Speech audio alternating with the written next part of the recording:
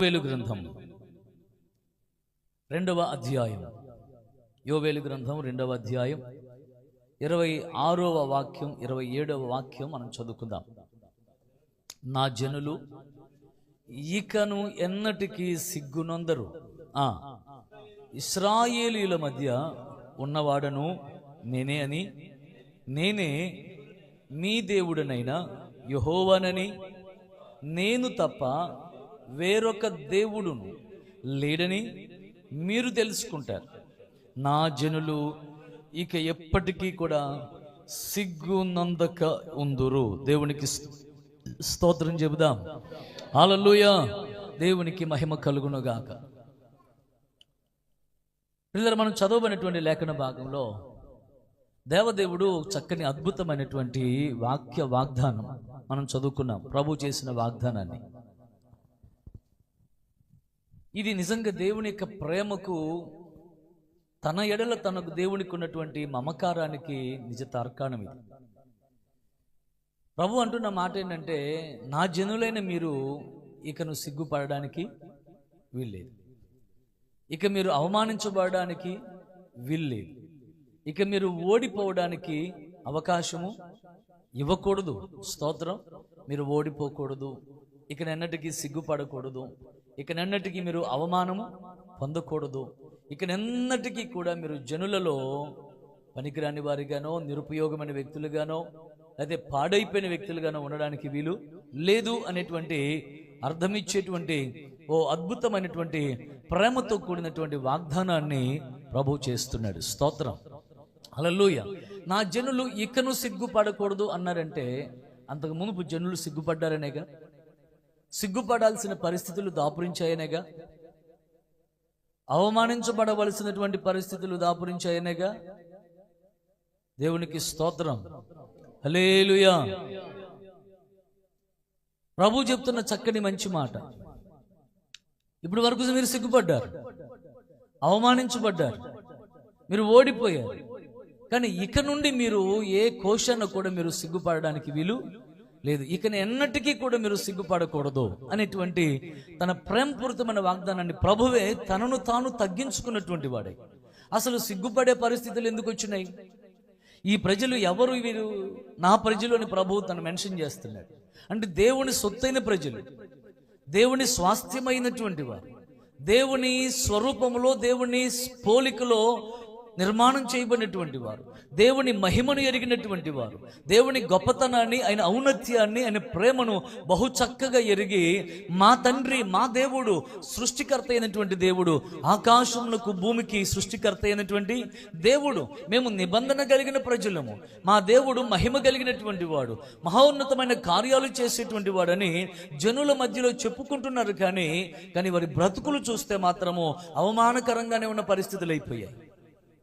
వీళ్ళు దేవుని ప్రజలే, వీరు దేవునికి చెందినటువంటి వారే, దేవునితో నడిచేటువంటి వారే, దేవుని మార్గాల్లో కొనసాగినటువంటి వారే, దేవుని యొక్క ప్రేమ ఔన్నత్యము బాగా ఎరిగినటువంటి ప్రజలే.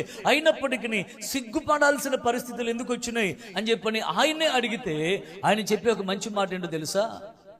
స్తోత్రం.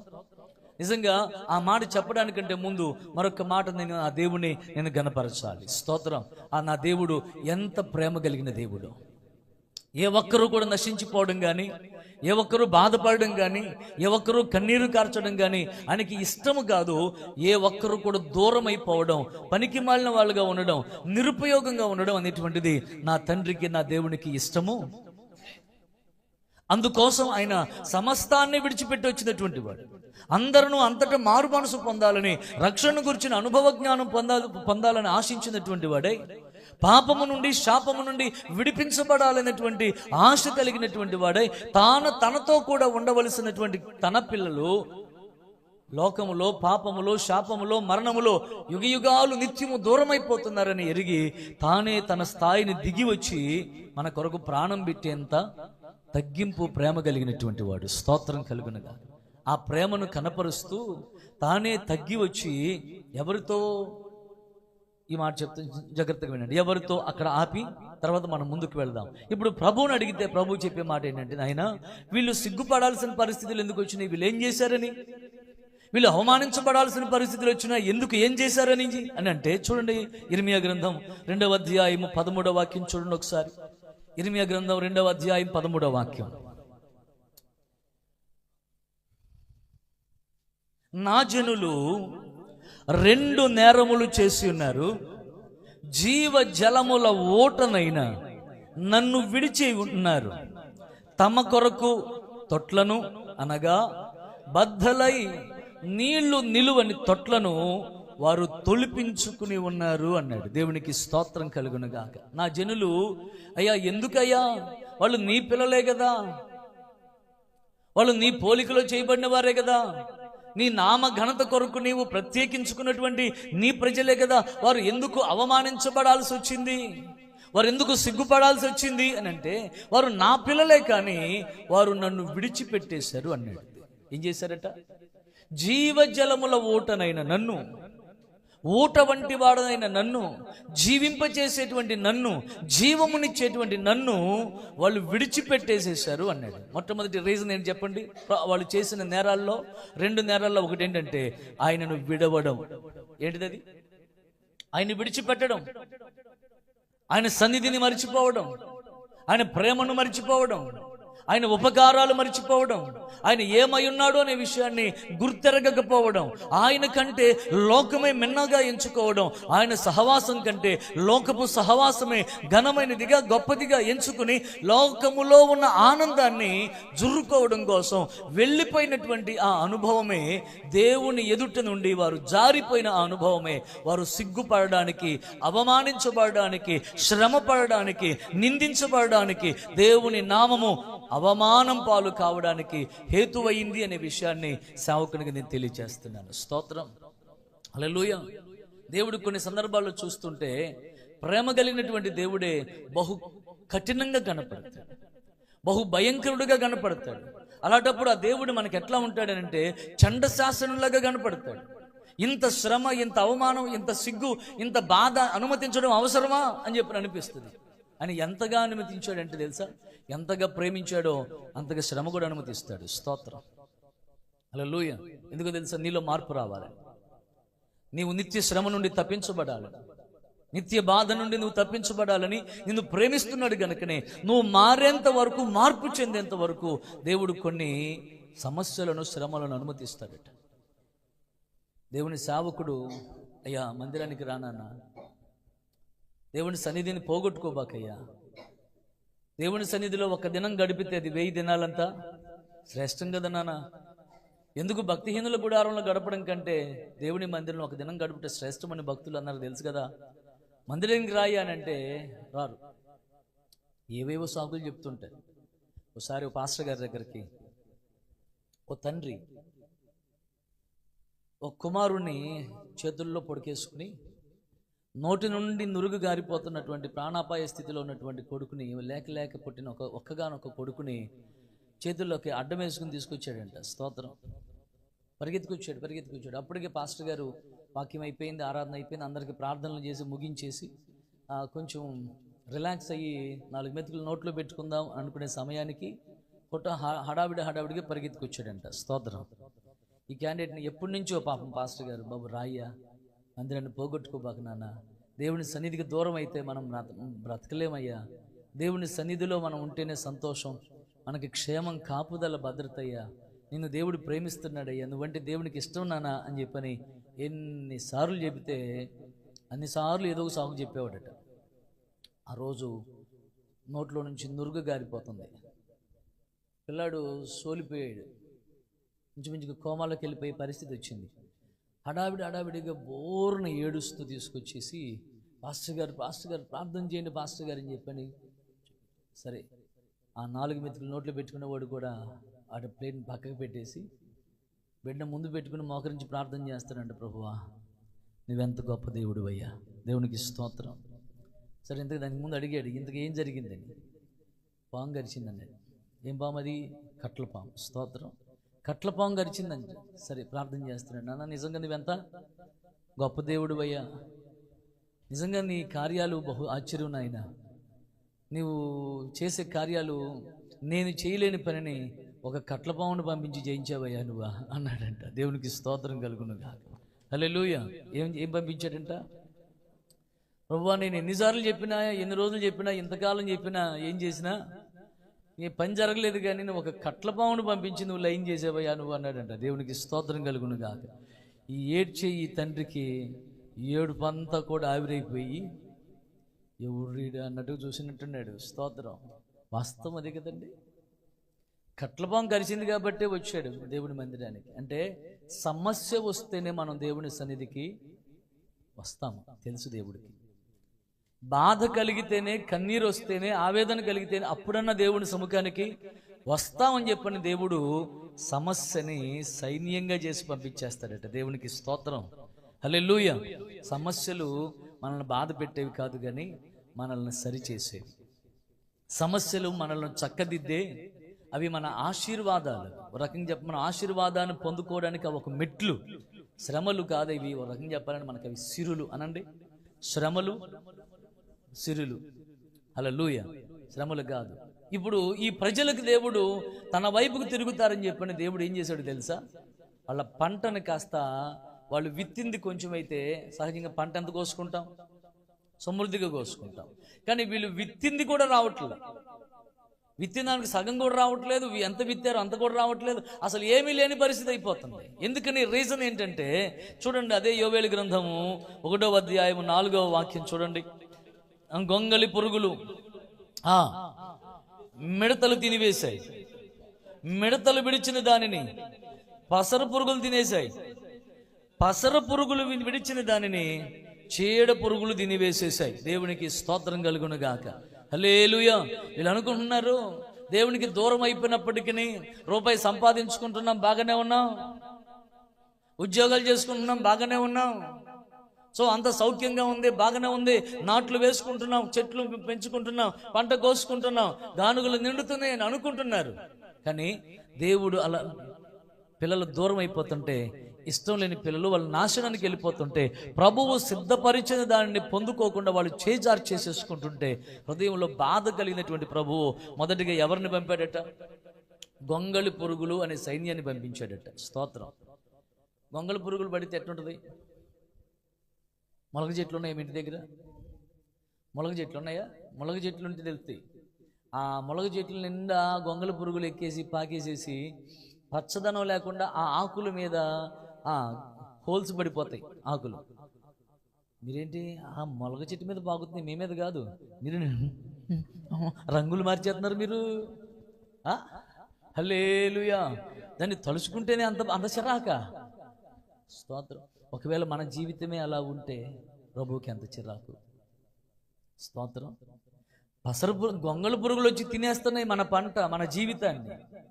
మన మీదనే ఆ గొంగళి పురుగులు పాకేస్తున్నాయి. మన ఆధ్యాత్మిక జీవితం మీద ఆ గొంగళి పురుగులు పాకుతుంటే మనలో ఆ ఆత్మీయతను, ఆ ఆనందాన్ని, ఆత్మ సంబంధమైన రోషాన్ని, ఆ విశ్వాసతను, యథార్థతను, నమ్మకత్వాన్ని అవన్నీ కూడా పిండి పీల్చి పిప్పి చేసేస్తుంటే దేవునికి ఎంత బాధ వస్తుంది, ఎంత చిరాకు వచ్చేస్తుంది. ఒకసారి చూడండి, ఆలోచించండి.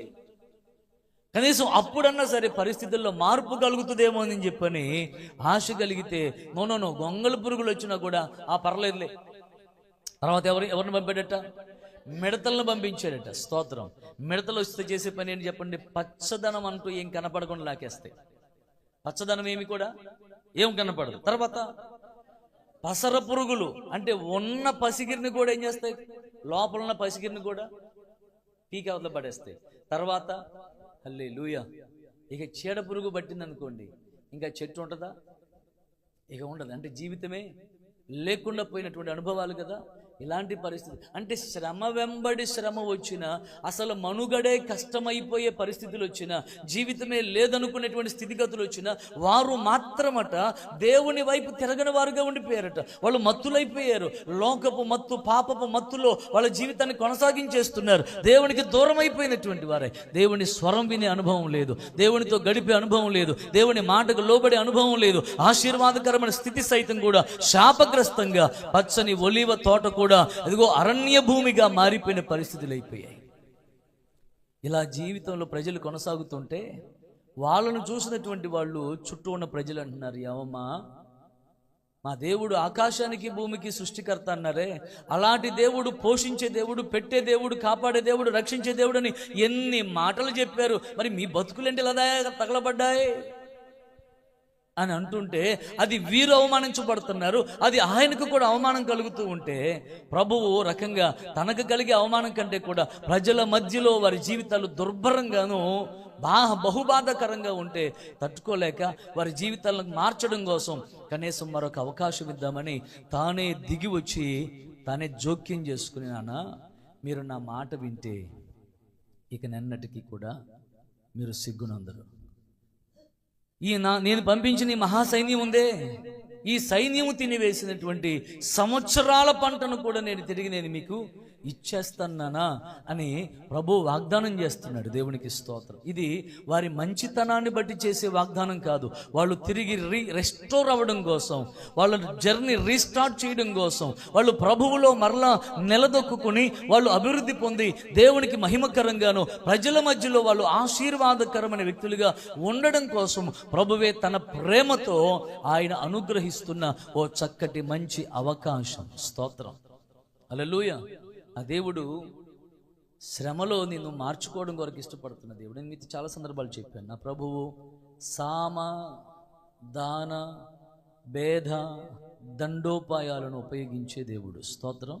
చెప్పండి, ఎన్ని పద్ధతులు చెప్పండి? సామ దాన భేద దండోపాయం అంటే, సామ అంటే సామరస్యంగా చెప్పి చూస్తాడు, నాన్న అది మంచిది కాదురా, నీ జీవితానికి నీ లైఫ్కి అది యోగ్యమైంది కాదమ్మా, నువ్వు ఇక్కడ ఉండడమే క్షేమం, నీకు అది మంచిది కాదు, నీ ఆలోచనలు మార్చుకో అని చెప్పని బహుశా ప్రభువు ఏం చేస్తాడు తెలుసా? నాన్న అయ్యా బాబు అని బ్రతిమలాడుతూ సామరస్యంగా చెప్పి చూస్తాడు. కానీ మనకి మంచి ఎప్పుడు పనికిరాదుగా. మంచి పనికి వస్తుందా? మంచి చెప్తే పనికి వస్తుందా? మంచి పనికిరాదు. మంచి చెప్పేవాళ్ళు కూడా అంతకంటే పనికిరాదు. మంచి చెప్పేవాళ్ళు పనికిరారు. మనకి టీచర్లుగా వస్తుంటే స్కూల్లో టీచర్లు ఏమనుకుంటారు? పిల్లలేమా చెప్పండి, వచ్చారా నాయన వాళ్ళు రాడనుకున్నావు, ఇవాళ నేను హోంవర్క్ చేయలేదు, ఇవాళ ఉందే, మరి ఇవాళ నీకు ఉందే అనుకుంటారా? ఇప్పుడు హోంవర్క్ చేస్తే ఎవరికి లాభం చెప్పండి? టీచర్గా. హోంవర్క్ ఇచ్చిన మాస్టర్కి లాభం. పోనీ నిన్ను బెత్తం కొట్టి నీకు మళ్ళీ కూర్చోబెట్టి చెయ్యి, అది చేసిన తర్వాత ఇంటికి వెళ్ళు అని చెప్పి నీకు కళ్ళెర చేశాడు. చేయడం ద్వారా ఎవరికి లాభం? ఇంకో విచిత్రం ఏంటి తెలుసా? వాళ్ళందరూ వెళ్ళిపోయిన తర్వాత కూడా మళ్ళీ నేను కూర్చోబెట్టి చేయిస్తున్నాడే, వాళ్ళు ఆయన టైం కూడా వేస్ట్ కాదు. ఇప్పుడు నీ కోసం ఆయన కూర్చోట్లా, ఇంటికి వెళ్ళాలిగా, మరి ఇంటికి వెళ్తాడు కదా, అదే విషయం. ఇప్పుడు నీ కోసం కూడా ఎంత టైం స్పెండ్ చేస్తున్నాడు, అది ఆయన కూడా కష్టమే. కానీ లాభమా ఆయనకి? నీకు దెబ్బ కొట్టడం, పనిష్మెంట్ ఇవ్వడం, నేను హోంవర్క్ చేయించడం. కానీ ఆ హోంవర్క్ చేయించి పని మనకి బహు కష్టం. మంచి చెప్పేవాళ్ళు మనకి కష్టం. మంచి కష్టం. నిజం చాలా నిష్ఠూరంగా ఇబ్బందికరంగానే ఉంటుంది. కానీ అబద్ధాలు చెప్పి ఏం పర్లా, అదే ఉందిలే సింపుల్ అని చెప్పని అలా చేసుకుంటూ వెళ్తుంటే ఎంత ఆహ్లాదకరంగా, ఎంత ఆనందంగా ఉంటుందో లైఫ్ కదా. అట్లాంటి వాళ్ళు బహు ఇష్టం. అట్లాంటి వాళ్ళు మొదటోడు ఎవడే అంటే అపవాదే. స్తోత్రం. నీ ఏర్పాటును, నీ ప్రతిష్టతను, నీ అభిషేకాన్ని, నీ జీవితాన్ని భంగపరిచి నువ్వు పనికి రాకుండా చేసి, నువ్వు కాయిలా పడేట్లుగా చేసి, నీవు పడిన ప్రయాసంతా కూడా చిటికెలో బూడిదలో పోసిన పన్నీరులాగా చేసేసేయడం కోసం వాడు నిన్నే కాదు యేసయ్య దగ్గర నుంచి కూడా మొదలెట్టాడు. వాడు యేసుక్రీస్తు ప్రభువు వారు బాప్తిసం పొందిన తర్వాత ఎన్ని రోజులు ఉపవాసం చేశారట కదా? ఎక్కడికి వెళ్ళి చేశారట? అరణ్యంలోనికి వెళ్ళారు. ఆత్మచేత కనుపబడ్డారు. ఆత్మచేత రాత్రింబగళ్ళు ఆయన అన్నపానం లేకుండా ఉన్న దినాల్లో ఆయన చేసిన ఉపవాసము ముగింపు గడిలోకి వచ్చేసరికి అపవాది ఏం చేస్తున్నాడు చెప్పండి? లాస్ట్ మినిట్లో ఇంకా ముగించబడబోతుంది అనేటువంటి గడిలో వచ్చి శోధించడం మొదలుపెట్టాడు. ఎట్లా శోధిస్తున్నాడు అంటే, తండ్రికి కూడా నీ మీద ప్రేమ లేదు, నీకు కళ్ళు తిరుగుతున్నాయి, నీరసం వస్తుంది, నువ్వు ఉపవాసం ఉంటేనే చేస్తేనే ఆయన ప్రార్థన ఆలకిస్తాడా? ఉపవాసం ఉంటేనే ప్రార్థన ఆలకించే దేవుడు ఒక దేవుడా? ఉండవు. వినండి, అంటే మనం చేసుకున్నటువంటి తీర్మానంలో నుంచి, నిబంధనలో నుంచి సులువుగా మనను పక్కకు పెట్టడానికి, పక్కకు లాగడానికి, అప్పటి వరకు చేసిన నిబంధన వ్రతం అంతా కూడా పోవడానికి, బూడిదలో పోసినట్లుగా అయిపోవడానికి లాస్ట్ మినిట్లో వాడు చేస్తుంది. అంటే నువ్వు ఉపవాసం ఉండి ఇంతగా ప్రాణాన్ని ఆయాసపరుచుకుని చేస్తేనే వింటాడా దేవుడు? అసలు ఇంట్లో అయిపోతుంటే కనీసం నీకు ఏదన్నా చేయాలి కదా. ఏమన్నా చేశాడా? నేను కాబట్టి వచ్చి చేస్తున్నా. స్తోత్రం. నేను కాబట్టి నీకు మంచి ఒక సలహా. హలో హల్లెలూయా. నేను కాబట్టి ఏం చేస్తున్నా? నీకు ఓ మంచి సలహా ఇస్తున్నా. ఏంటిది ఆ సలహా? నీ అధికార దుర్వినియోగం చేసి ఆ రాళ్లను రొట్టెలుగా చేసుకుని ముందు తినేసేయి.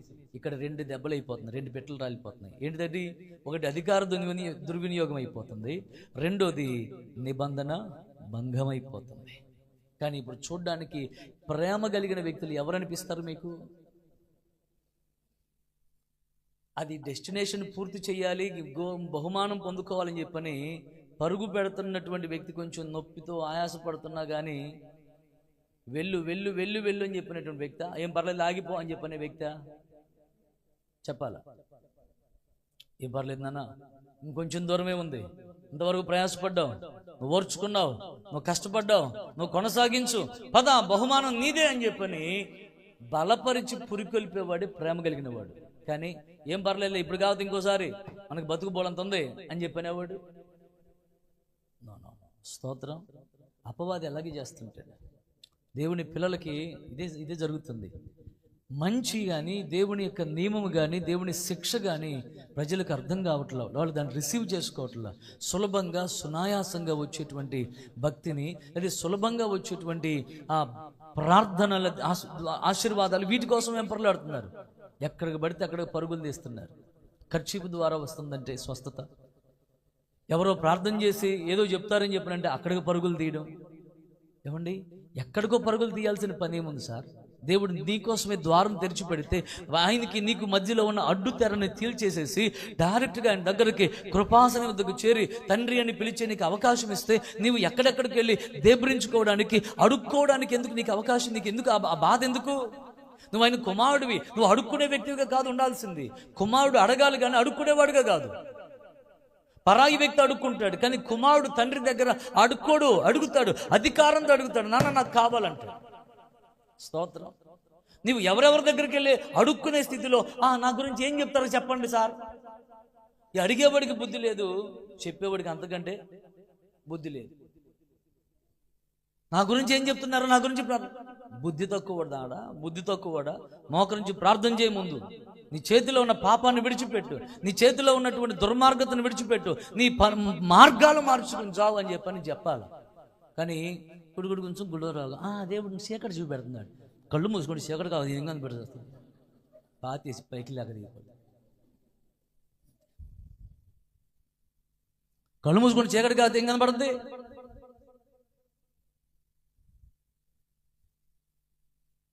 అది కూడా మళ్ళీ కటిక చీకటి అంట.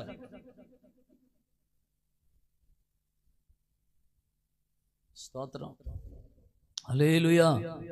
దేవుని పిల్లలకు తెలియజేస్తున్నా, దేవుని సముఖంలో నువ్వు మోకరించి ప్రార్థన చేసి నువ్వు ఆయనతో మాట్లాడే అనుభవంలోనికి రావాలి తప్పించి నీకు ఇంకా ఎవరినో మధ్యవర్తులు పెట్టించుకుని వారితో నువ్వు ఊరేగేటువంటి నువ్వు లోకంలో అడుగుతూ, అది కాదు దేవుడు కోరుకుంటుంది.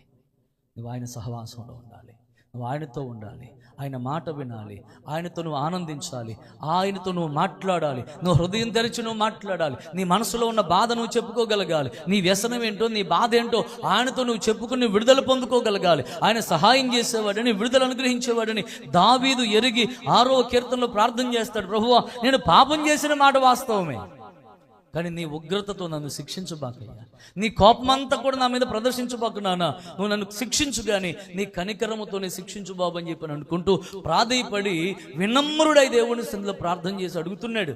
ప్రభు కనికరించాడు. స్తోత్రం. నువ్వు డైరెక్ట్గా నువ్వు వెళ్ళాలి నీ క్షమాపణ కోసం. సపోజ్ అనుకుందామండి, నువ్వు చేసిన పాపాన్ని వాళ్ళు ఒప్పుకుంటారా? నువ్వు చేసిన పాపం వాళ్ళతో చెబుతున్నావా? నా గురించి ఏంటో అని చెప్పని వెళ్ళి అడుగుతున్నావు కదా, మరి నువ్వు చేసిన పాపం అన్నా మరి వాళ్ళతో చెప్తున్నావా? ఏ దొంగతనం చేసావో, నువ్వు ఎక్కడెక్కడ ఏమేమి చేసావు అనే విషయాలు చెప్తున్నావు పని? కనీసం నువ్వు అక్కడ నువ్వు ఒప్పుకోలేవు. నువ్వు దేవుని సన్నిధిలో నువ్వు అక్కడ ఒప్పుకుంటే ఎట్లాగో ఊరంతా నీ చాటింపేసేస్తారు కదా. మరి కనీసం నువ్వు దేవుని సందులో కదా మరి ఒప్పుకోవాల్సింది. ప్రభు అదే ఆశిస్తున్నాడు. నువ్వు దేవునికి విరోధంగా పాపం చేసి, దేవునికి విరోధంగా నువ్వు నడిచి, దేవునికి విరోధమైన మార్గాల్లో నువ్వు బ్రతికేసేసి, స్తోత్రం, మళ్ళీ పైగా దేవుడు ఏమీ చేయలేదన్నట్లుగా, చేసిన ప్రార్థనలన్నీ, చేసిన భక్తి అంతా ఏమైపోయింది అన్నట్లుగా తిరిగి మళ్ళీ దేవుని మీద ఏం చేస్తాం చెప్పండి? నింద వేస్తాం.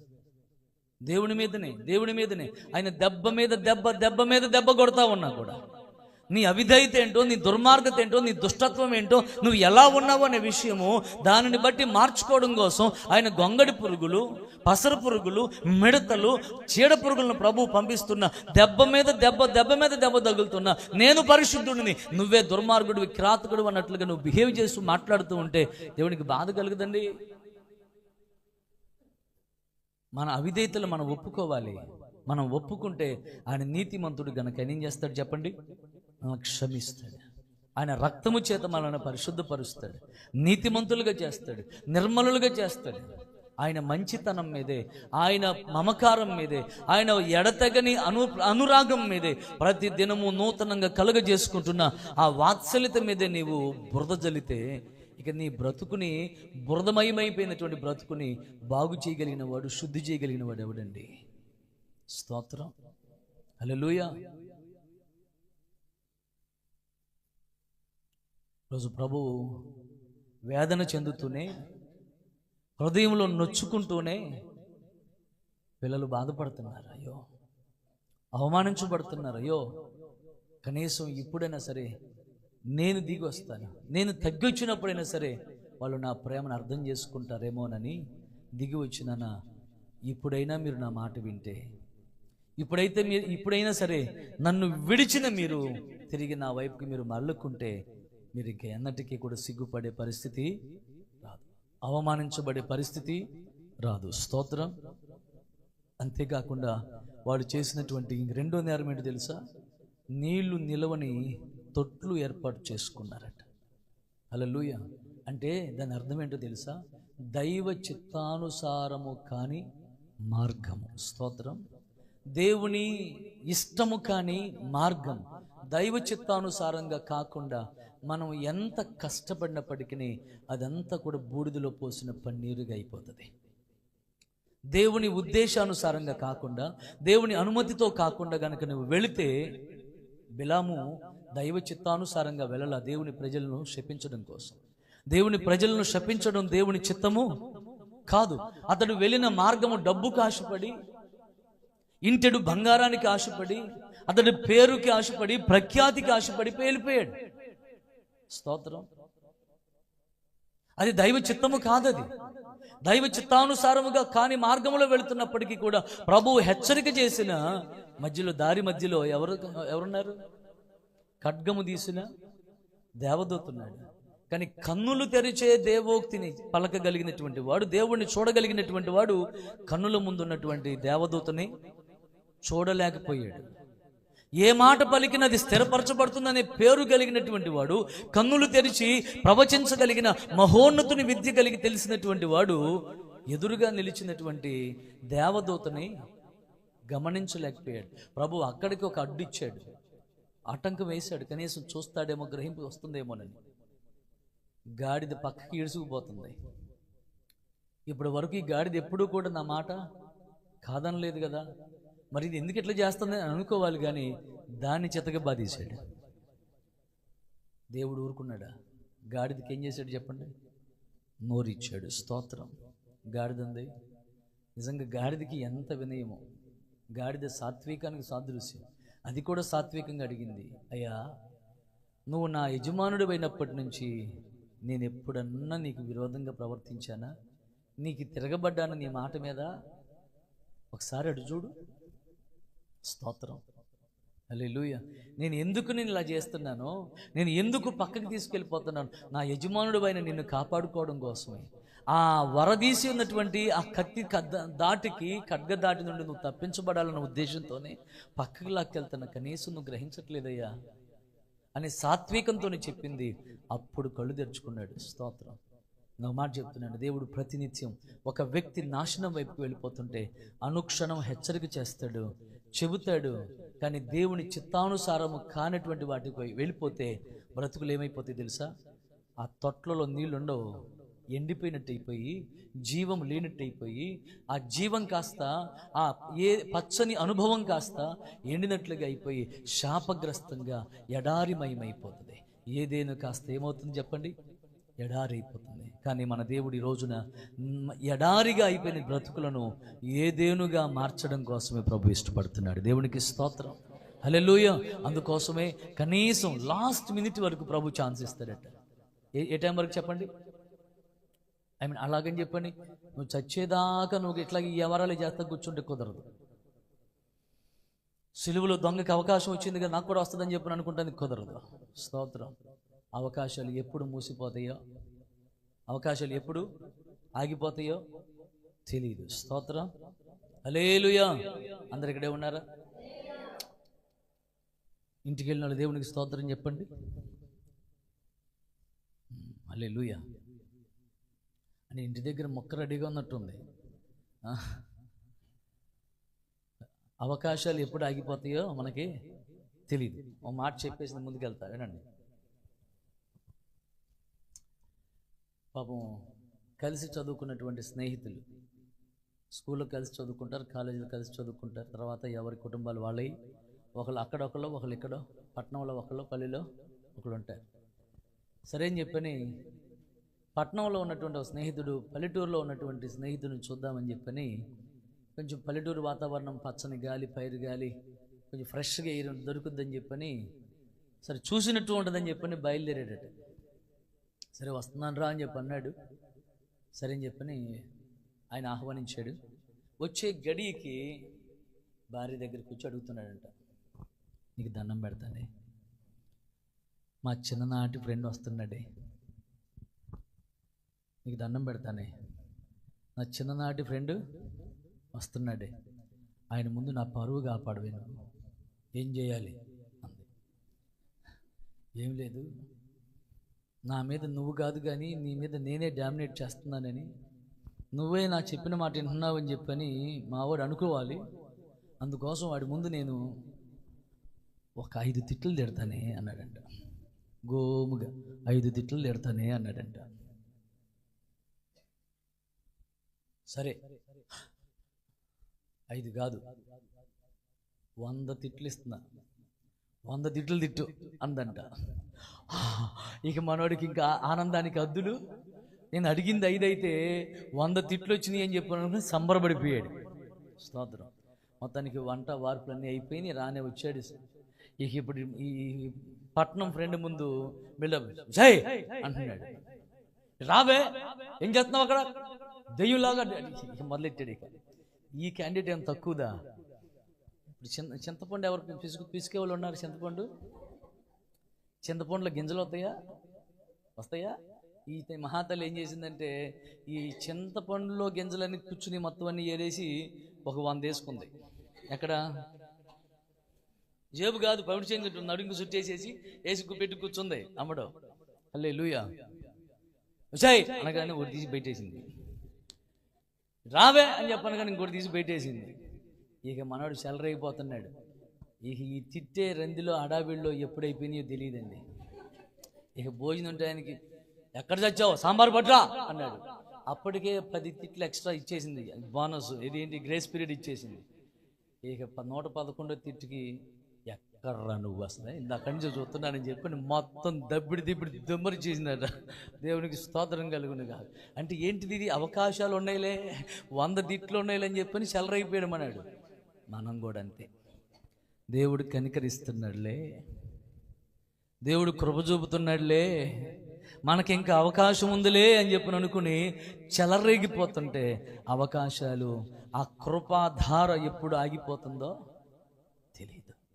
పాపం ఏశావుకి ఆ కృపాధార ఎప్పుడు ఆగిపోయిందో తెలియదు. మారు మనసు పొందగోరాడు కానీ, ఈ ప్రలాపించాడు కానీ, ఏడ్చాడు కానీ అవకాశం లేకుండా పోయిందట. సౌలు, ఇదిగో నాకు కనికరం ఉంది, నేను క్రొత్త భాష మాట్లాడుతున్నాను, నేను మాట్లాడితే ఎలాంటి వాళ్ళైనా సరే అబ్బా ఆహా అని అనాల్సిందే అనేటువంటి ఈ మైకంలో ఉన్నాడు. నేను దేవుని చిత్తాన్ని చేస్తున్నాను, దేవుని పని చేస్తున్నాను, ఇజ్రాయెల్ ప్రజలకు రాజుగా ఉన్నాను అనే కోవలో కొనసాగిపోతున్నాడు. కానీ కృప వెళ్ళిపోయింది, దేవుని ఆత్మ వెళ్ళిపోయింది. ఆ దేవుని దగ్గర నుంచి దురాత్మ వచ్చేసి కూర్చుని వెరపిస్తుంది. సంసోను కూడా ఏమనుకున్నాడు తెలుసా? నాకేముంది, నేను చిన్నప్పటి నుంచి నాజీరు చేయబడినట్టుంటండి, నేను చిన్నప్పటి నుంచి భక్తిలోని దేవుని సన్నిధిలో పెరిగినట్టుంటండి, నాకేంటి అని అనుకున్నాడు. నేను ఎక్కడికి వెళ్ళినా సరే నేను ఏం చేసిన విజయమే నా సొంతం అని అనుకున్నాడు. ఒకనొక రోజున ఏమైంది చెప్పండి? మొత్తం బలమంతా. ఇంకో మాట పరిశుద్ధాత్మ దేవుడు రాయించి పెట్టే మాట ఏంటంటే, ఆత్మ తనను ఎప్పుడు ఎడబాసిపోయిందో గ్రహించలేదట. ఆ గ్రహింపు లేదట. అంటే నేను అన్ని మాట ఏంటంటే, అవకాశాలు ఎప్పుడు జారిపోతాయో తెలియదు నాన్న. దేవుడు నీకంటూ ఆయన దిగి వచ్చి ప్రేమ చూపించి అవకాశం ఇస్తూ ఉండగానే నీవు ఆయన ఎదుటికి నువ్వు లోబడిపోయి విధేయతతో వినమ్రముతో నువ్వు ఆయన దగ్గర ఒదిగిపోగలిగితే, నీ మనస్సును మార్చగలిగితే, నీ మనస్సును దైవ చిత్తానుసారంగా మార్చుకోగలిగితే, నీ జీవితం ఎడారిమయమైపోయినప్పటికీ అది ఏదేనుగా మార్చగలిగినటువంటి వాడు. దేవునికి స్తోత్రం. ఇది దేవుని ఏర్పాటు. హల్లెలూయా. ఎడారి జీవితాన్ని ఏదేనుగా మార్చినా నీ కృపను నీ కృపను నీ కృపను నీ కృపను తనివి తీరారాధింతును, తనువును నీకై అర్పింతును. తనివి తీరారాధింతును, తనువును నీకై అర్పింతును. ఆరాధనా ఇది ఆలాపన, ఆరాధనా ఇది ఇంతవరకు కాచినది నీ కృపా, ఇంతవరకు కాచినది నీ కృపా. ఏర్పాటు విషయమై నీ సంకల్పము, ఏమి లేని నన్ను ఎన్నుకున్నది. ఏర్పాటు విషయమై నీ సంకల్పము, ఏమి లేని నన్ను ఎన్నుకున్నది. ఎడారి జీవితాన్ని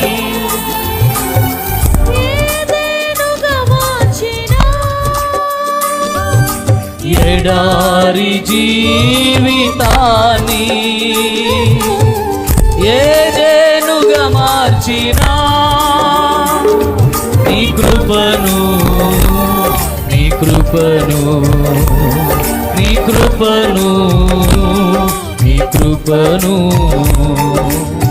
తనివి తీరారాధింతును, తనువును నీకై అర్పింతును. తనివి తీరారాధింతును, తనువును నీకై అర్పింతును. ఆరాధనా ఇది ఆరాధనా ఇది పాడదాం. ఆరాధనా ఇది ఆరాధనా ఇది ఆలాపన.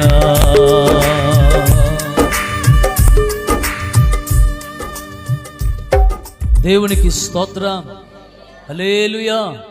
మనం చేయాల్సిన పని ఏంటి? నన్ను విడిచిపెట్టేశారు నాన్న, మీరు నన్ను విడిచిపెట్టి చేసిన తప్పు వల్ల నా చిత్తానుసారము కానిటువంటి మార్గమును ఎంచుకున్నట్టు ద్వారా జీవితం ఏమైపోయింది? శాపగ్రస్తమైపోయింది, అవమానకరమైన పరిస్థితి అయిపోయింది, సిగ్గుపడే పరిస్థితి దాపురించింది. స్తోత్రం. కనుక ఇప్పుడు మీరేం చేయాలి? సేవకులు చెబుతున్నప్పుడు సేవకుల నోట నేను వెల్లడి చేస్తున్నప్పుడు ఆ మాటను, నేను చూపించిన ప్రేమను మీరు విని అర్థం చేసుకుని మీరు తిరగడం కోసం ప్రయత్నం చేయాలి. కానీ ఏం జరుగుతుందో చూడండి ఒకసారి. హోషేయ గ్రంథం 11వ అధ్యాయం. హోషేయ గ్రంథం 11వ అధ్యాయం 7వ వాక్యం. నన్ను విడిచిపెట్టాలని నా జనులు తీర్మానం చేసుకుంటున్నారు. మహోన్నతుని తట్టు చూడండియా అని ప్రవక్తలు పిలిచినా కూడా చూడడానికి ఎవడూ కూడా ప్రయత్నము చేయట్లేదట. ప్రభు బాధది. ప్రభు ప్రేమ కలిగి సేవకులను పంపి తన ప్రేమ చేత మక్కువతో చేతులు చాపి దినమెల్లా లోబడనొల్లని జనుల వైపుకు చేతులు చాపి ప్రభువు పిలుస్తున్నప్పటికీ, సేవకుల ద్వారా వెల్లడి చేస్తున్నప్పటికీ వాళ్ళు చేసుకున్న తీర్మానం ఏంటి తెలుసా? ఆయన మాకొద్దు. ఏం చేశాడు ఆయన తప్పు నీకు? ఆయన మాకొద్దు, మేము విడిచిపెట్టేస్తాం.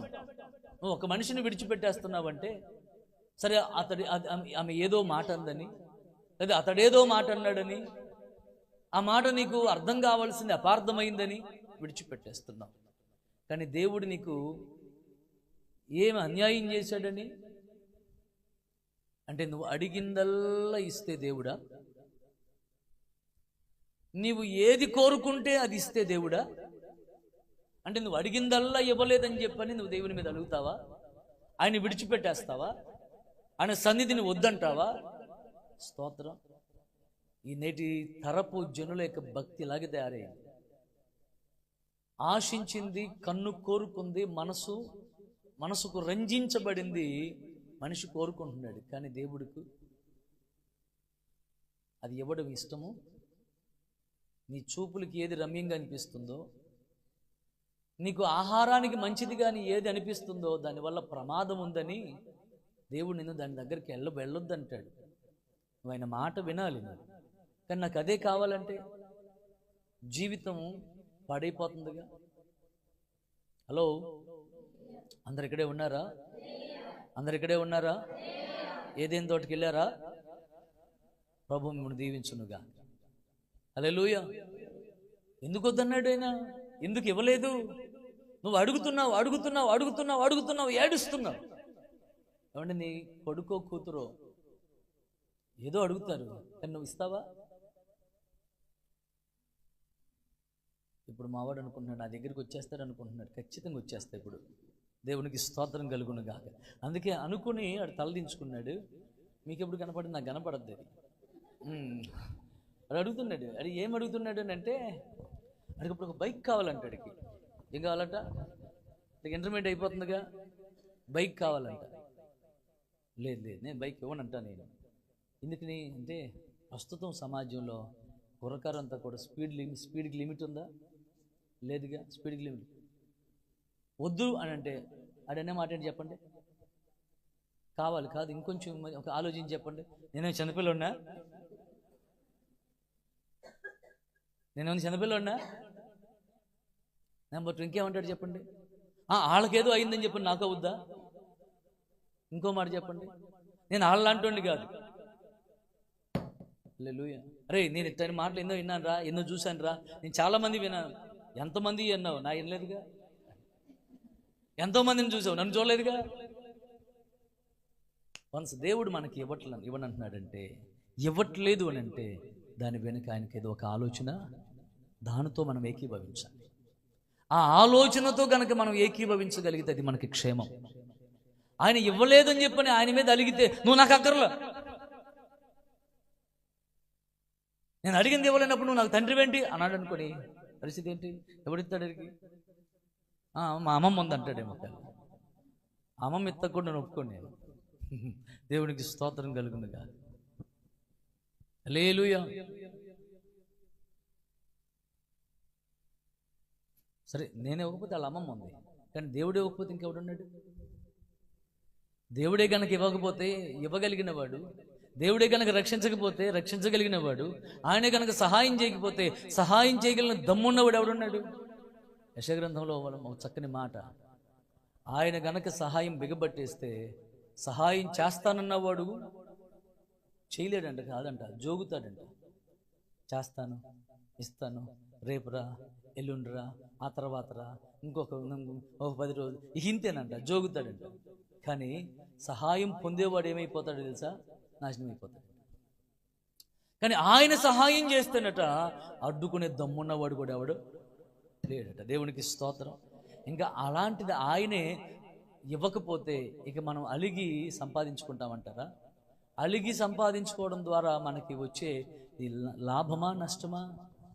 చెప్పండి, లాభమా నష్టమా? ప్రభుని గుర్తుపెట్టుకోండి. ఒకటి, ఏదైనా ఈ సీక్రెట్ చెప్తున్నాను ప్రార్థనలో, మనం ఆయనను మెప్పించి మనం తీసుకోవాలి తప్పించి మనం ఏడ్చి మనం తీసుకునే వారంగా మనం ఉండడానికి వీలు లేదు. స్తోత్రం. ఆయనను సంతోషపెట్టి కనుక మనం తీసుకుంటే 1కి 3 వస్తాయి. ఆమేన్. సొలొమోను దగ్గరికి వచ్చి, నానా సొలొమోను ఏం కావాలన్నా అన్నాడు. ఆయన ఏమన్నాడు? రాజు కదా, నాకు శత్రువులకి ప్రాణం ఇచ్చేసాయి, నాకు రాజ్యం మీద రాజ్యం ఇచ్చేసాయి, రాజ్యపు సరిహద్దులు విశాలపరచు. ఇది అడగల. ప్రభువా, ఈ నీ జనులను పరిపాలన చేయడానికి కావలసిన జ్ఞానం అనుగ్రహించేసరికి ప్రభు ముచ్చటపడిపోయాడట. దేవునికి స్తోత్రం. ప్రభు సంతోషపడిపోయాడట. ఇప్పుడు 1కి ఏం చేశాడు? బంపర్ ఆఫర్ 3 ఇచ్చేశాడు. స్తోత్రం. హల్లెలూయా. 1కి 3 వచ్చేసింది. మనం ఏదైనా సరే ప్రభువుని సంతోషపెట్టి తీసుకోవాలి. ఆయన ఇవ్వలేదని చెప్పని, ఆయన నాకు అక్కర్లేదని చెప్పని తిరిగి వెళ్ళిపోతే ఎవరికి నష్టం? ప్రవక్తల ద్వారా దేవుడు చెబుతూ ఉన్నా, మాట చెబుతూ ఉన్నా వినకుండా ఏం చేస్తున్నారట? కనీసం తిరగడానికి కానీ మార్చుకోవడానికి కానీ ప్రయత్నము చేయట్లేదటండి. తిరగడం పక్కకు పెట్టండి, తిరగాలి అనే ఆలోచన కానీ, తిరుగుదామనే ప్రయత్నం కానీ, తిరగడం కోసం ఒక రకంగా ఏదైనా మార్గాన్ని వెతుక్కోవడం కానీ, ఇదేమీ లేని కారణం చేత చెప్తున్నాను. అది వాళ్ళ జీవితాలు ఏమైపోతున్నాయి? దుర్భరం అయిపోతున్నాయి, ఎండిపోయినట్లు అయిపోతున్నాయి. పైకి బ్రతుకుతున్నామన్నట్లుగానే ఉంటుంది కానీ లోపల ఏముంటలేదు, జీవము ఉన్నట్లుగా. కర్రకి చెదబడితే ఏమైపోద్ది? కర్రకి పక్కకు పెట్టుకోండి. మనం చదువుకున్న సబ్జెక్టు ప్రకారం కానీ, చెట్టుకి గొంగళి పురుగు వచ్చింది, మిడత వచ్చింది, పసర పురుగు వచ్చింది, చీడ పురుగు పట్టేసింది. మనకి పైకి చెట్టు ఎట్లా ఉంటుంది? మేము రెంట్కున్న చోట అపార్ట్మెంట్ దగ్గర మేము వెళ్ళినప్పుడు ఒక పెద్ద చెట్టు ఉంది, పెద్ద చెట్టు, చాలా ఇంత లావు మొద్దు చెట్టు. బహుశా ఎన్ని సంవత్సరాల నుంచి ఉందో తెలియదు. లోరీరానికి తెలుసు, శ్యామలాకి తెలుసు. అది ఓ రోజున చిన్న గాలివాన, పెద్ద గాలివాన కూడా కాదు, ఏమైపోయిందమ్మా? అమాంతం పడింది. తీరా పడిన తర్వాత చూస్తే ఏముందో లోపల? ఓ చిన్నపిల్లడు వెళ్ళి దాక్కోవచ్చు దాంట్లో లోపల. అంత తొర్ర ఉంది దాంట్లో, ఏమి లేదు. ఇంకా పైకి మాత్రం చెట్టు, పైకి పచ్చగా బాగా కనపడుతుంది. ఏం బలమో జీవము ఏం లేదు, ఉపయోగం లేదు. అలాంటి భక్తి ఎంతకాలం, ఎంతవరకు, ఏం సాధించడం కోసం? స్తోత్రం. కానీ ప్రభు ప్రేమ కలిగిన వాడే, నాన్న ఇప్పటికన్నా ప్రయత్నం చేయండి అయ్యా, ఇప్పటికన్నా ప్రయత్నం చేయండి నాన్న, నా వైపుకి తిరగండి నాన్న. సరే, ఏం చేయమంటావు స్వామి? సరే, నువ్వు తిరగమంటున్నావు కదా, మేము సిగ్గుపడకూడదని ఆశపడుతున్నావు కదా, మమ్మల్ని ఏం చేయమంటావు నాన్న అని చెప్పానంటే ఆయన చెప్పేది ఒకటే మాట. దినవృత్తాంతం 2వ గ్రంథం 7వ అధ్యాయం 14వ వాక్యం. దినవృత్తాంతం 2వ గ్రంథం 7వ అధ్యాయం 14వ వాక్యం. నా పేరు పెట్టబడిన నా జనులు తమ్మును తాము తగ్గించుకుని ప్రార్థన చేసి నన్ను వెదకి తమ చెడు మార్గములను విడిచిన ఎడల ఆకాశము నుండి నేను వారి ప్రార్థనను విని వారి పాపమును క్షమించి వారి దేశమును నేను స్వస్థపరుస్తాను అన్నాడు. దేవునికి స్తోత్రం. హల్లెలూయా. ఇప్పుడు ఏం చేయాలి ఆయన జనులు? ఇది ఇప్పుడు టాపిక్ అంతా కూడా ఎవరి గురించి? ఆయన ప్రజల గురించే. బయట ఉన్న వాళ్ళు కాదు, దేవుని ఎరగని వాళ్ళు కాదు, దేవుని ప్రణాళికలో నిబంధనలో లేని వాళ్ళు కాదు, నిబంధన జనులే. నిబంధన జనులమని చెప్పుకుంటున్న వాళ్ళే, ఆయన స్వాస్థ్య భాగమై ఉన్న వాళ్ళే, ఆయనకు మహిమను తీసుకుని రావాల్సిన వారే, ఆయన చేత ప్రత్యేకంగా ఎంపిక చేయబడి ఏర్పాటు చేయబడి ప్రత్యేకించబడినటువంటి ప్రజలే వాళ్ళు. కానీ సిగ్గుపడి అవమానపడే పరిస్థితులు వచ్చినాయి. వారిని బట్టి వారి కుటుంబం, వారిని బట్టి వారి కుటుంబాన్ని బట్టి దేశం సైతం కూడా స్వస్థత లేకుండా పోయింది, ఆరోగ్యం లేకుండా పోయింది. ఓ మాటలు చెప్పాలంటే విశ్వాసికి ప్రార్థనే లేకుండా పోయింది, ప్రభువుని వెతకడమే లేకుండా పోయింది. ఎంతమంది చెప్పండి ఒకసారి, నిజంగా పాస్టర్ గారు నేను రోజుకి గంట సేపు ప్రార్థన చేస్తున్నానే వాళ్ళు చెప్పండి. చేతులు ఎవరు పైకెత్తుంది, మీ మనస్సాక్షికి సమాధానం చెప్పుకోండి. సార్ నేను 1 గంట ప్రార్థన చేస్తున్నాను, హల్లెలూయా. కనీసం నేను 1 అరగంట ప్రార్థన చేస్తున్నాను, లేదే. అందుకోసమే సోది చెప్పేవాళ్ళు ఎక్కువైపోయారు. ఎవరు ఎక్కువైపోయారు? సోది చెప్పేవాళ్ళు ఎక్కువైపోయారు. నువ్వు ప్రార్థన చేయవు, నువ్వు దేవునితో మాట్లాడవు, నువ్వు దేవుని కానీ దేవుని సన్నిధిని కానీ వెతకవు, ఆయన బలమును వెతకవు, ఆయన కృపను వెతకవు. నీవు ఎంతసేపు ఇక నీకు సోది చెప్పేవాళ్ళు కావాలి. అంటే ఎవరో ప్రార్థన చేస్తే వాళ్ళ దగ్గరికి వెళ్ళిపోయి నువ్వు దేహి అని చెప్పి అనుకుంటూ కూర్చోవాలి. నీవు కదా ప్రార్థన చేయాల్సింది.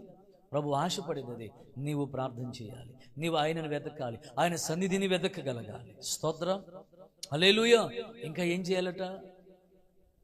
హలో, చెడుతనాన్ని విడిచిపెట్టాలట.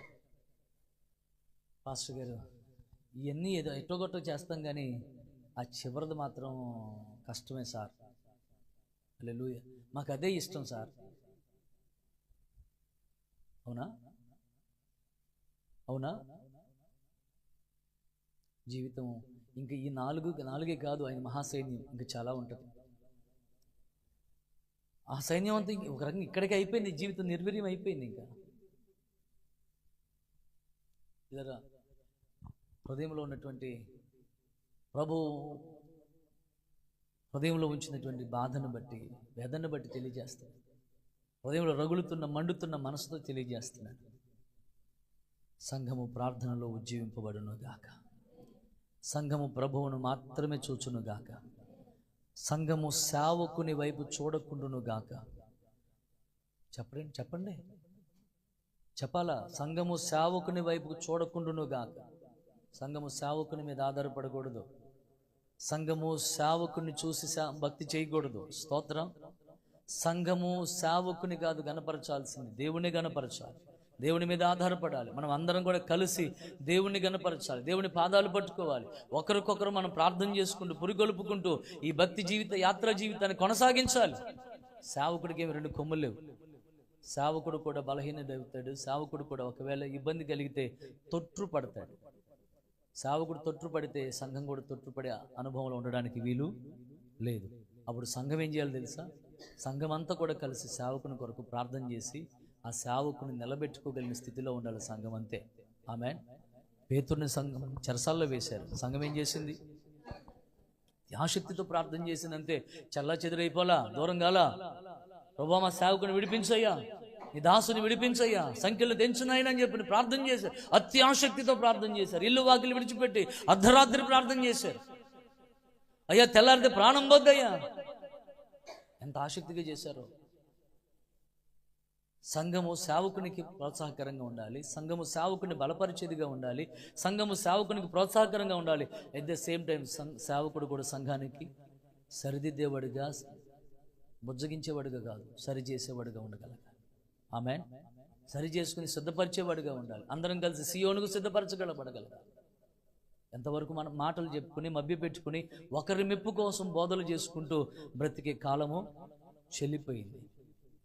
ఇంకా లేదు, ఇంకా ఆ ఛాన్స్ అయిపోయింది.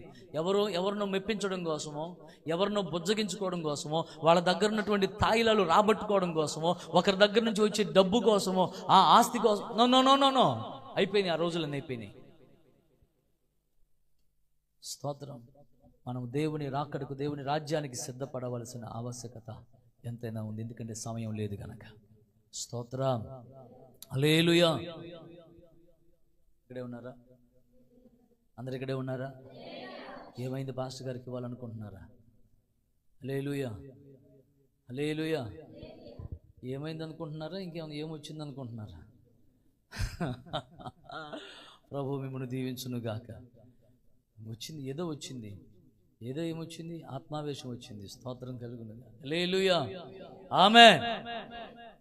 సంఘము సరిచేయబడును గాక, సంఘము సరిదిద్దబడును గాక, సంఘము ప్రార్థన యుద్ధము చేయును గాక, సంఘము ప్రార్థన కదందొక్కును గాక, సంఘము ప్రార్థనలో బలోపేతమగును గాక, సంఘము ఐక్యపరచబడును గాక, సంఘము దేవుని వైపు త్రిప్పబడును గాక, సంఘము దేవుని మీద ఆధారపడును గాక, దేవుని ఉద్దేశాలు నెరవేర్చును గాక.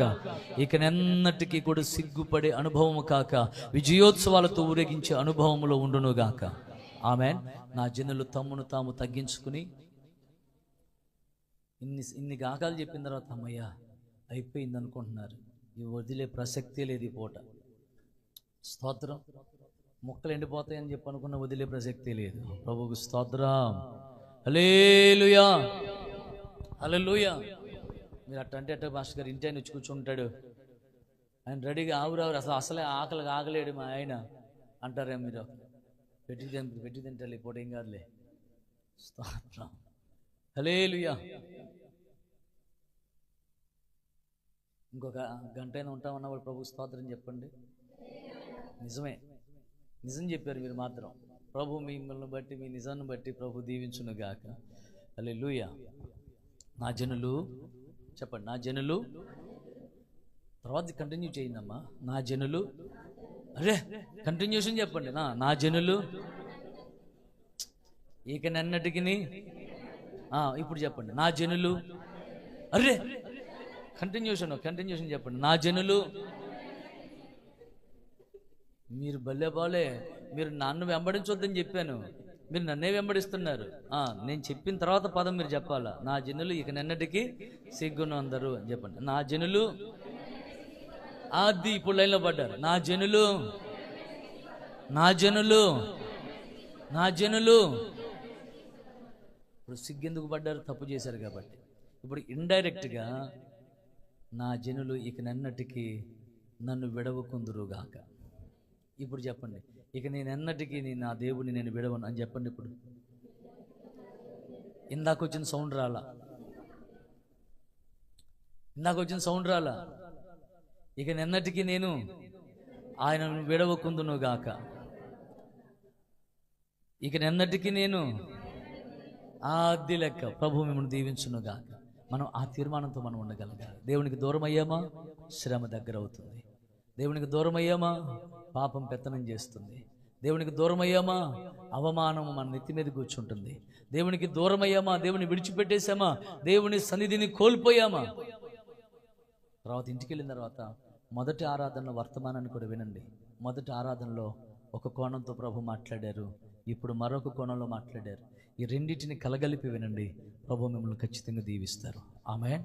హల్లెలూయా, హల్లెలూయా. ఇంకా నేను చెప్పాలనుకున్న విషయాలు చాలా ఉన్నాయి, కానీ ముగించేస్తున్నాను. నిండు మనసుతో సావుకునిగా సంఘం విషయంలో ఆశించి చెప్తున్న మంచి మాట ఏంటంటే, బిడ్డ ప్రభు ప్రేమతో పిలుస్తున్నాడు. ఆ పిలుపును పెడచెవిన పెట్టొద్దు. దేవుడు అవకాశం ఇస్తున్నాడు, ఆ అవకాశాన్ని చేజార్చుకోవద్దు. దేవుడు మిమ్మల్ని దీవించునుగాక. ఇకనెన్నటికి నీ కూడా సిగ్గుపడని భక్తిని చేయుదుముగాక. ఇకనెన్నటికి ఓడిపోక విజయ పదములో మనం ఊరేగించబడదుముగాక. దేవుడి ఈ మాటలు మన వినికిడిలో దీవించునుగాక. దయచేసి స్థల్లో ఉంచండి, ప్రార్థన చేద్దాం. దయచేసి స్థల్లో ఉంచండి, అందరూ ప్రార్థన చేద్దాం. దేవా నీకు వందనాలయ్యా.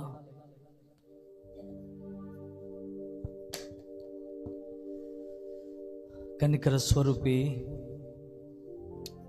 ప్రేమ కలిగిన ప్రభువా, నిజంగా నీవెంత నమ్మదగిన దేవుడివయ్యా. నిజంగా నీ ప్రేమ ఎంత గొప్పది స్వామి. మేము నిన్ను విడిచిపెట్టేశాం, మేము నీ వైపు తిరుగుతామని మా జీవితాల్లో శ్రమలు అనుమతిస్తే, ఆ శ్రమలలో కూడా ప్రభువా మేము మత్తులమైపోయాం.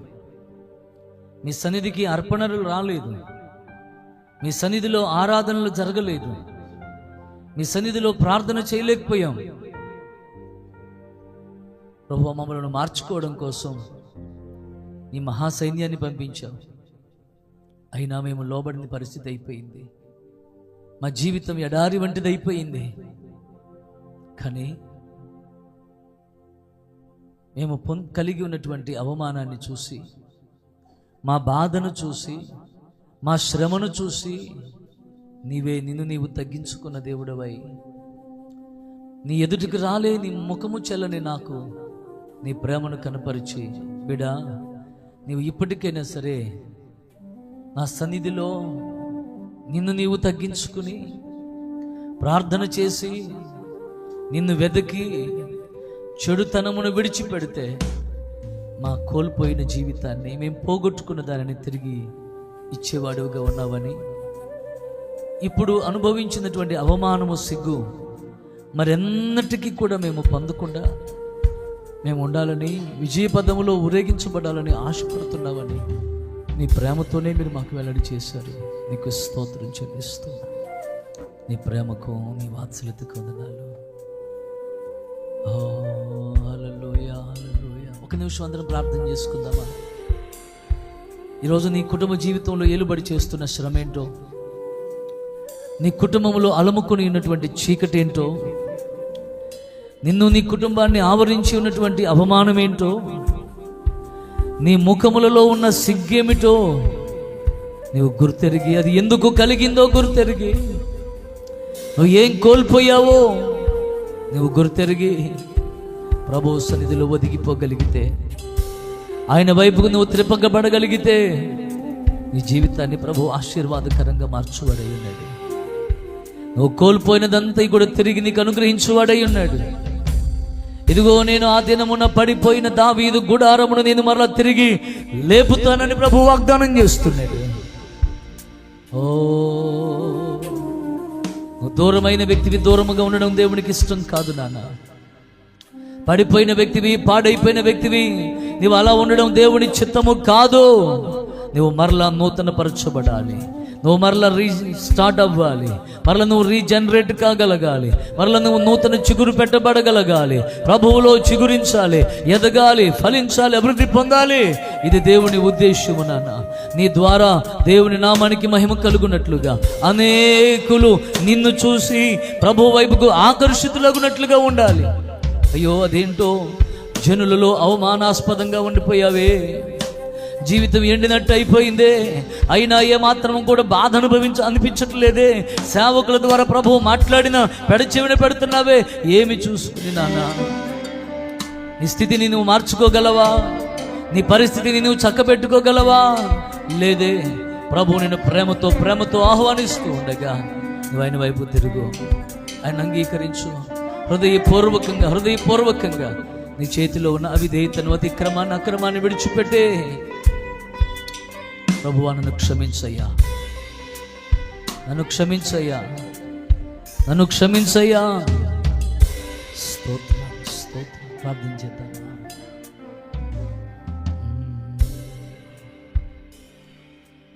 ప్రార్థన చేద్దాం. మమ్మల్ని మిక్కిలిగా ప్రేమిస్తున్న మా ప్రియ పరలోకపు తండ్రి, ఈ పరిశుద్ధమైన ఘనమైన నామానికి వందనస్తులమై స్వామి నిన్ను స్తుతిస్తూ నీ పాద సముఖంలో నిలిచున్నా. నిజమే, నిన్ను విడిచి నేరం చేశాం, నీ చిత్తము కాని మార్గాన్ని ఏర్పాటు చేసుకుని నేరం చేశాం. ఈ రెండు నేరాలు మా జీవితంలో తరచుగా జరుగుతూనే ఉన్నాయి. నేరం మీద నేరం, దోషం మీద దోషం మేము కూడగట్టుకుంటూనే ఉన్నాం. మా జీవితాలు శాపగ్రస్తం అయిపోయాయి, అవమానకరమైపోయాయి, బ్రతుకులు భారమైపోయాయి. ఎంతో విత్తుకుంటే కొంచెమే ఫలితం దొరికే పరిస్థితులు అయిపోయాయి. జీవితం అంతా కూడా ప్రభువా అవమానాల పర్వంతో కొనసాగిపోతూ వచ్చింది. కానీ మా స్థితిని, మా దీన స్థితిని కటాక్షించిన దేవుడవై ప్రభువా నీవే జాలి మనసు చేసుకుని మా ఎడల నాయన నీ వాత్సల్యతను నవనూతన పరుచుకుని దిగి వచ్చి మాతో మాట్లాడుతున్నావు. నా జనులు ఇక ఎన్నటికీ కూడా సిగ్గుపడరు, నేను వారి దేవుడినని జనులు తెలుసుకుంటారు. అది మేము తెలుసుకోవాలని, మా చుట్టూ ఉన్నవారు కూడా తెలుసుకోవాలని నువ్వు ఆశపడుతున్నావు. అలాంటి భీకరమైన ఉన్నతమైన కార్యాలు చేసి మీ చేతిలో ప్రభువా నీ స్వాస్థ్యంగా మీరు మమ్మల్ని వాడుకోవాలని ఆశపడుతున్నారు.